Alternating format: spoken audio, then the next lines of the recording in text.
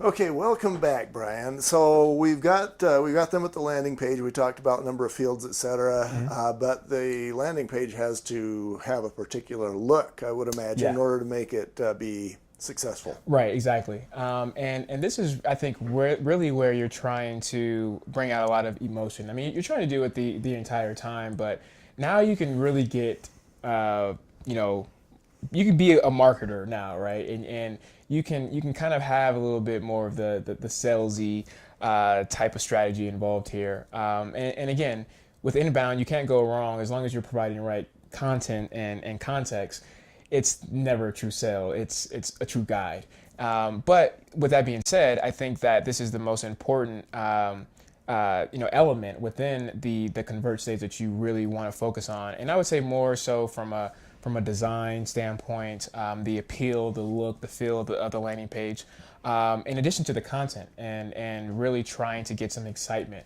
And so when you set up your landing page, you can actually have the form on the top of the landing page.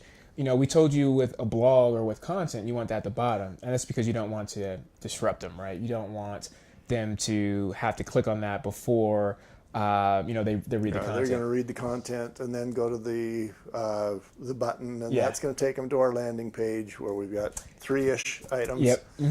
But you're saying that actually the rest of that landing page can be. Yeah, so when they go to the landing page, you can have you definitely want to have a title first and foremost, right? You want to have an eye-catching title that says,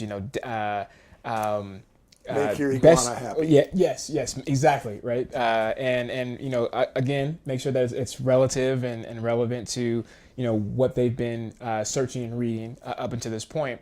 And then after that title, I'm okay with having those three fields or those two fields. And so, he says, make your iguana happy, exclamation point. And then you can have a Grinning iguana. yes, you really can. And maybe, or maybe like make your iguana happy in your home. And then have him, like maybe sitting down or laying down on a couch with a, drink and umbrella, something fun and creative, and cheesy, right? I like to say cheesy, but it works. And then you can kind of have that landing page that form for them to fill out, and basically right before that you can say download 10-step guide on how to make your iguana love your home. And then you have field 1, field 2, field 3, and then you have a button, which is the call to action of download now. So fill it out, download now. And that call to action button on the landing page, that still applies to the call to actions that we discussed earlier in this course. You still want it to stand out. You still want it to be somewhat a part of your look and feel of your brand. And that's fine right there. Now you can stop that, but I wouldn't recommend it. I would have more content now that's describing what you're going to get in the actual offer. So and I would say make it really short. You want to have bullet points. They just got done reading the blog, right? They don't want to read another one, but they are ready to read a 10-page or 15-page ebook or a guide. So you can make them bullet points, make it listed of what they're actually going to get, and then you obviously want to have the value prop, what you're going to get from it and what you're going to get out of it, right? Yeah, and you're making me realize that I totally blew it in landing pages that I have done. I went to places, websites where they said, okay, we'll help you set up the table. And then I set that up, name, email, address, blah, blah, blah. And that was that page. Yeah. And it was very stark. It was just white background with boxes and fill in the blank. Yeah. And it wasn't inviting. It wasn't. It did nothing to make the buyer feel more comfortable about giving me his information. Right, exactly. Because you got to think about the full journey, right? From start to finish. You always got to keep that in mind. That helps you out. Because you've given them an interesting discussion through that content, through that blog. But now you're saying, hey, here is how this piece is going to help you specifically by this ebook will do this for you, it will do that for you. and you're going to get these type of benefits from it. And yeah, so you're building up that emotion, and again, still relevant to everything that you've done. Yeah, and that whole picture of a lizard laying on his back, having a lemonade, Yep. Is going to take away a lot of my basic. Yeah. I don't know if the word is fears or hesitations. Yeah. Right. No. The trust.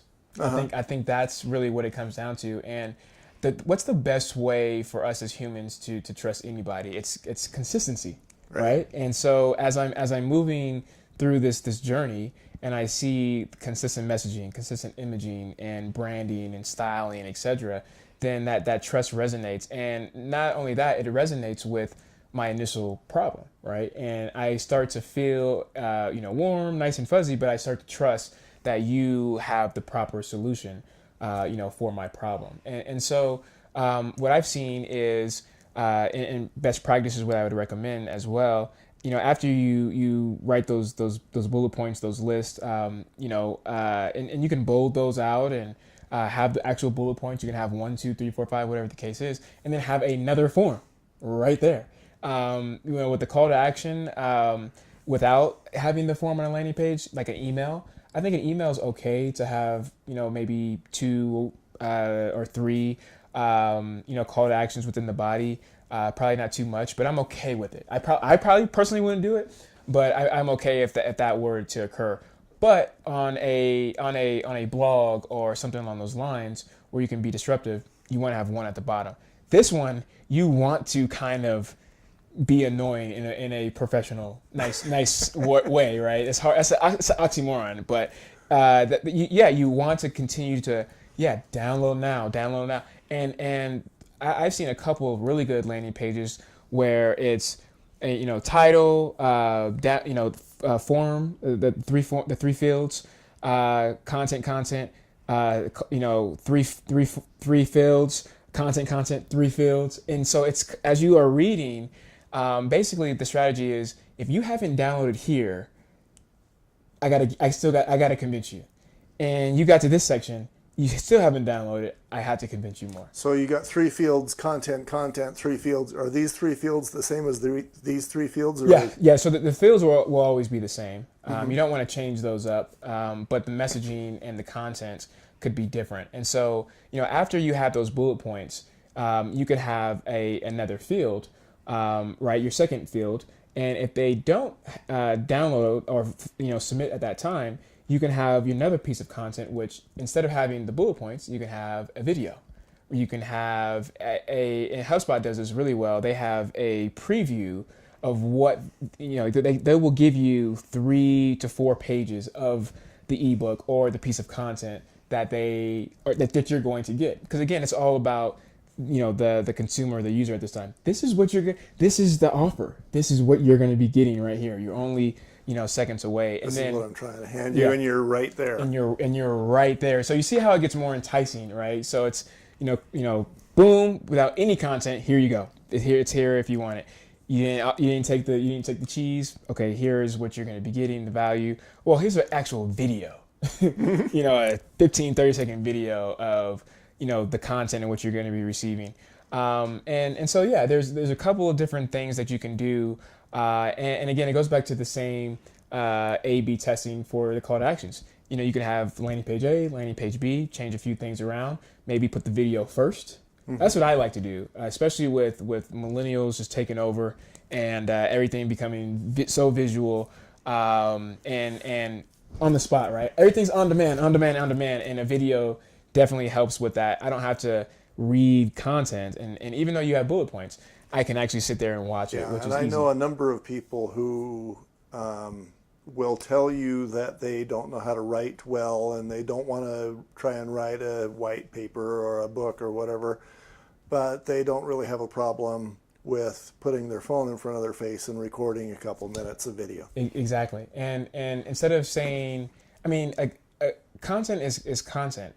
And that sounds bad because I'm a marketer, so I know what that means. But if I am trying to give somebody a guide or 10 tips on how to buy their first home, It doesn't matter if I do that in a blog post, in a 10-page white paper, or in a 10-minute video. 10 tips in 10 minutes. That could be another topic, right? So download, you read the blog, download my 10-minute video, and I'll give you 10 tips per minute on how to buy your first home. So you essentially replaced content for content. That's what I mean by that. Content is content. It just depends on how you deploy in the format, or not deploy, but the format of the content. Okay, so we're all the way to the end of the landing page. We've got the realtor who has now he dominates the iguana market. Mm-hmm. Yep. And he's got all the iguanas in his area, and he might be getting referrals from people who are iguana owners in Florida, and then they call him, they say, sell me a house, and then he's picking up a referral fee. Yeah. And shoot, now I'm thinking you could just be in the business of referring iguana lovers. Yeah. That could be your whole business. Yeah. You wouldn't have to ever sell a house You again. wouldn't have to do anything. Nope. And you could do that for multiple things. And here's a nice little, bonus tip to kind of, recap everything. And again, it's making all of this, the convert stage is creating actionable items and actionable tasks for your consumers, right? And making sure that it's all relevant. And something that I like as a tip, and this is me personal, I like to do things that are not professional.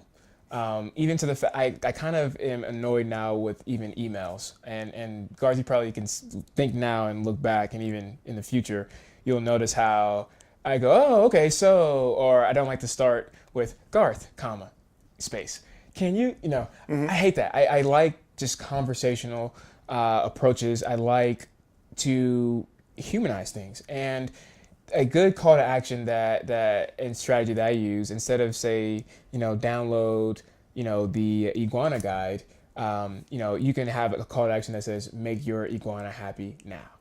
And then they click on it. So I'm clicking on that one. Right, exactly. So that's a little bit of the of an advanced, kind of course or class, and a little bit more of the psychology behind, some of these tactics. But again, that's a little bit more of a steak and lobster for them. Right. But that's just a little bit of a bonus tip. And take that last couple seconds and combine that with some of the strategies, and you will always be fine if you focus on the human and have it conversational as best as you can.